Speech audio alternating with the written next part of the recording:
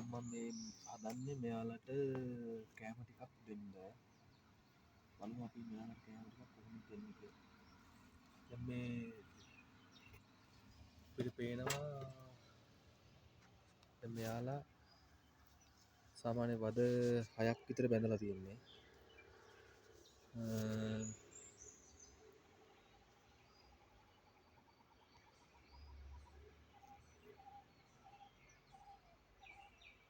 ඔයාලට පේනවා ඇති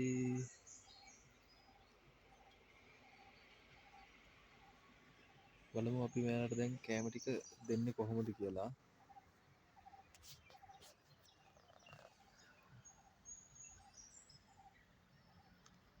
ඉස්සෙල්ලා අපි මේ පහුගිය දවස්වල වැස්ස තිබුණ නැති හින්දා මම මේ පැණි පෙට්ටිය අයින් කරා යාලට හීට් එක අඩු හින්දා සීතල තිබ්බ හින්දා දැන් අපි කරන්නේ මේක තියලා